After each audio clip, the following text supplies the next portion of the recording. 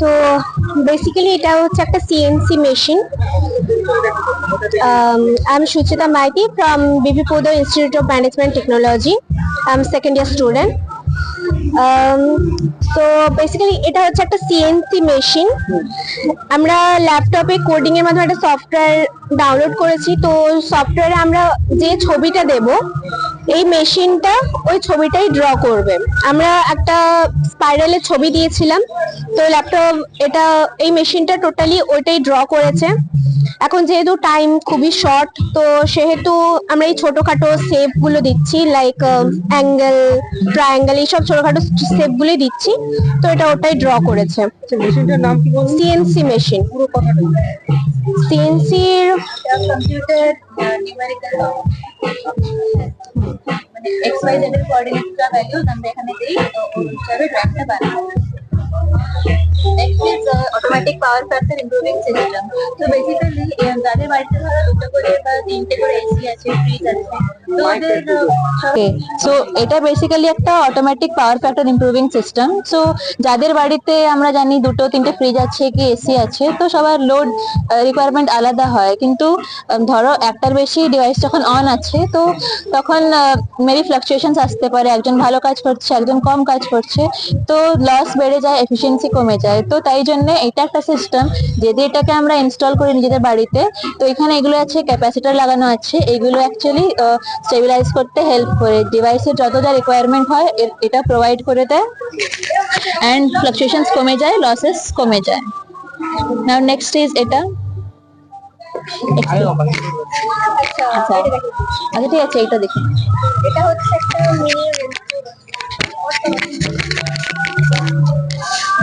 একটা mini rescue boat. এখন আর্থকোয়েকে অনেক বিল্ডিং ভেঙে যায়, সব জায়গায় তো মানুষের পৌঁছানো পসিবল নয়। তো সেক্ষেত্রে আমরা ওই ছোটখাটো জায়গাগুলোতে, মানে যেখানে মানুষ যেতে পারবে না, ওই ছোটখাটো জায়গাগুলোতে পাঠানোর জন্য আমরা এই ডিভাইসটা ক্রিয়েট করেছি। এখানে সেন্সর আছে, একটা ক্যামেরাও থাকে। তো বেসিক্যালি ওই ক্যামেরাটাই মানে এই ডিভাইসটাকে পাঠানোর পরে ওই ক্যামেরাটা সবকিছু রেকর্ড করে আনতে পারে, লাইক ওখানে কেমন কি অবস্থা, তো সবকিছু ওটা রেকর্ড করতে পারে। তো আমি এটা ইউজ করে দেখাচ্ছি। এটা যে কোনো ফোনের ওয়াইফাই সাথে কানেক্ট হয়ে যায়, লোকাল ওয়াইফাই। তো ফোনের সাহায্যে এটাকে আমরা কন্ট্রোল করতে পারবো।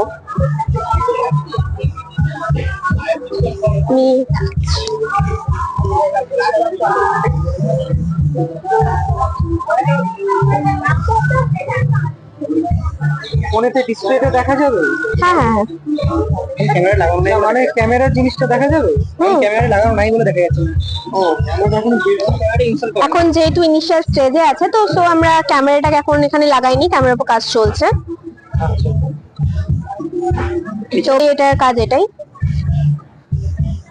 এটা হলো একটা অ্যালকোহল ডিটেক্টর মেশিন। এটা বেসিক্যালি গাড়ির স্টিয়ারিং এ বসানো থাকে। যদি কেউ ড্রাঙ্ক অবস্থায় গাড়িতে ওঠে, তাহলে এটা অটোমেটিক্যালি একটা সিগন্যাল দেবে, আর অটোমেটিক্যালি ইঞ্জিনটা ততক্ষণ স্টপ হয়ে যাবে।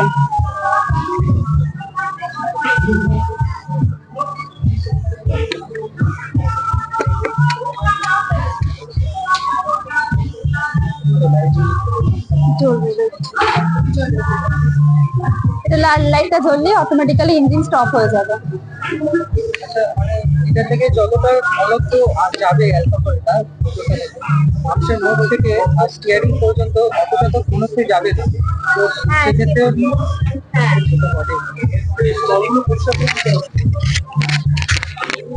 একটা মানে স্টিয়ারিং আর মানুষের মধ্যে এতটা ডিস্টেন্স তো থাকবে।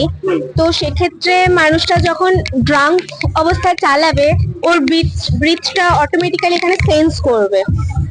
তো সেন্স করাকালীন এই রেড লাইটটা অন হবে, আর রেড লাইট অন হওয়ার সাথে সাথে ওর গাড়ির ইঞ্জিনটাও স্টপ হয়ে যাবে।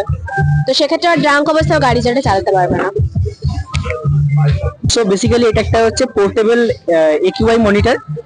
সো এতে আমরা কি করতে পারি না, এতে আমরা একটা গ্যাস সেন্সর আছে, যার মধ্যে দিয়ে আমরা একটা আমাদের যে এয়ারে কার্বন মনোক্সাইডের পরিমাণ কত আছে সেটা করতে পারি। কার্বন মনোক্সাইডের বিভিন্ন ক্ষতিকর জিনিস। আর এটা বাকি যেটা হচ্ছে হিউমিডিটি সেন্সর, যে আমাদের এয়ারে কতটা হিউমিডিটি আছে সেটাই বলতে পারবো। সো এটা আমি দেখাচ্ছি কিরকম করে চলে। সো এটা এখন আমি পাওয়ার অন করছি, এটা ডিসপ্লেটা।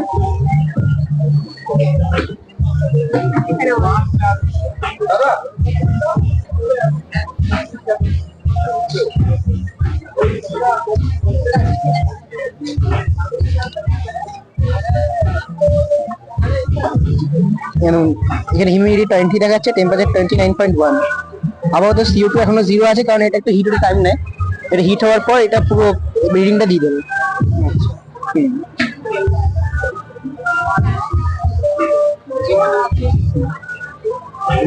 Flood monitoring and alerting system আমরা দেখেছি বিভিন্ন যে ঘাটালের মতো জায়গায় বন্যাতে সব ভেসে যায়, অনেকটাই জল জমে যায়।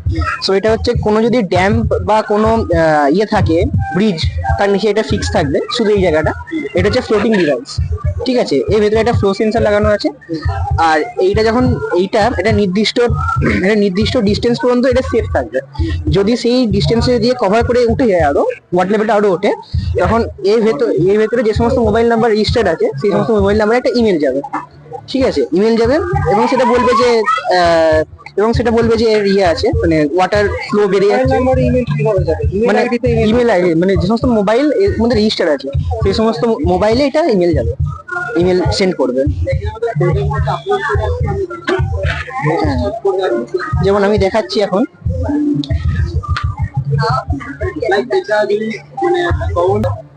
আধার কার্ড সিস্টেম থাকে, তো আধার কার্ডের সাহায্যে যেরকম মোবাইল নাম্বার থাকে, যেরকম ঝড় বৃষ্টির দিনে যেরকম আপনি যায় না মেসেজ চারিদিকে, যখন ঝড় বৃষ্টি হয় তার আগে চলে যায় এখানে অমুক জায়গায় যেন 30 থেকে 40 কিমি বেগে সেখানে বৃষ্টিপাত হতে চলেছে, সেরকমই সিস্টেম এটাও বানানো যেতে পারে। এটা একটা প্রোটোটাইপের মতো বানানো আছে।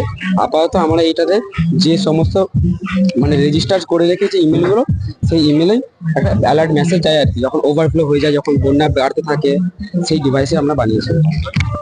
এই ইমেলটা আপাতত আমাদের এখন রেজিস্টার করা আছে, ঠিক আছে। এগুলো আগেকার মেসেজ, এখন আমি রিসেন্ট মেসেজ আপনাকে দেখাচ্ছি। তো বটটা আমি দেখবো টার্ন অন আছে নাকি। হ্যাঁ, অন আছে। এটা একটা দেখুন, এখন এটা সেফ লিমিটের মধ্যে আছে, ঠিক আছে। মোটামুটি এতটাই আনসেফ লিমিট করা আছে। এটা যখন আসবে তখন এটা রিফ্রেশ করে একবার,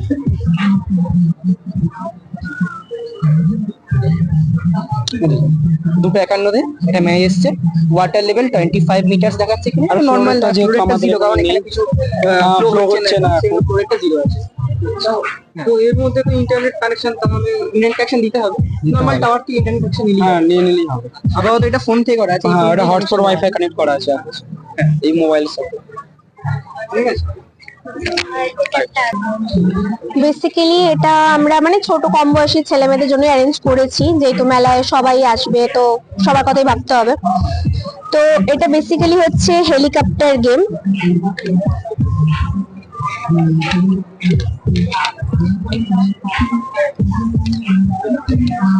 তো এর মেনলি এম হচ্ছে এই অবস্টাকেল গুলো থেকে একে বাঁচাতে হবে, ঠিক আছে। তো অবস্টাকেলের সাথে হিট হয়ে গেলে গেমটা ওভার হয়ে যাবে। লাইক এখানে অবস্টাকেলের সাথে হিট হয়ে গেল, তো এখানে গেমটা ওভার হয়ে গেছে। আজকাল তো বাচ্চারা ফোন নিয়ে বেশি ব্যস্ত, হ্যাঁ, এটা হ্যাঁ। নিয়ে কি ব্যস্ত হবে? সেটা মানে এখন ডেভেলপ করলে ভালো হয়। যদি এটাকে ডেভেলপ করা হয় আরো, মানে ফোনের এতে যদি মানে কি বলবো অল্টারনেশন হিসেবে আমরা যদি এগুলো ধরাতে পারি তাহলে তো অবশ্যই হবে। আমি কিন্তু ছোট ছিলাম তখন ওই ছোট ছোট এইরকম ধরনের ডিসপ্লে গেম, হ্যাঁ, হ্যাঁ, হ্যাঁ, হ্যাঁ। সেইগুলো তখনকার দিনে জনপ্রিয় ছিল। তো সেগুলো তো এর থেকে বেশি মানে বড় স্ক্রিন থাকে আর বেশি সুবিধাজনক। সেগুলো যদি যুক্ত হয়ে যায় তাহলে এটা মানে চাহিদার মধ্যে আসার তো মুশকিল আছে।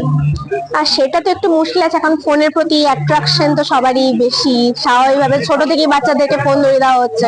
আর সেই তো স্বাভাবিক। অনেক সস্তাতেই পাওয়া যেত। ওগুলো মাইক্রো প্রসেসর থাকতো একটা, আমি খুলেও দেখেছি, যেটা শুধু একটা মাইক্রো প্রসেসর আর ব্যাটারি দেওয়া, আর হয়তো দু একটা কিছু থাকতো। তো মানে ওতেই গেম খেলতো। আর ওগুলোর দাম তখন বেশি ছিল না, 50-60 টাকা তখনকার দিনে পাওয়া যেত। এখনকার দিনে 50-60 টাকা দামটা বেশি, কিন্তু তাও ওটা সস্তা ছিল। হ্যাঁ, এখন যদি আমরা এটাকেও লঞ্চ করি তাহলে অ্যাফোর্ডেবল প্রাইসেই তো আমরা রাখবো, স্বাভাবিক। ওটা মানে ফার্স্টেই তো বেশি প্রাইস দিয়ে দেওয়া যাবে না। 50 টাকা হয়তো এখনকার দিনে 200-300 টাকা সমান হতে পারে, হ্যাঁ, কিন্তু তাও সেটা মানে সস্তাই ছিল। এবার সেটা উঠে গেছে, সেটা দেখতে আরো ভালো ছিল, ডিসপ্লেটা আরো বড় ছিল, বাটনস গুলো। হ্যাঁ, এটা যেহেতু মানে হ্যাঁ এখন মানে স্টুডেন্টরা মিলে আমরা ক্রিয়েট করেছি, তো আমাদের মানে নিজেদের আপডটা আমরা যাতে করতে পারি সেই মতো সবকিছু ভেবেই আমরা এইভাবেই বানিয়েছি। এবার এটার আরো তো আপগ্রেড হতেই পারে এটা, সেরকম যদি আমাদের অ্যাফোর্ড করতে পারি আমরা। আর কিছু আছে? না।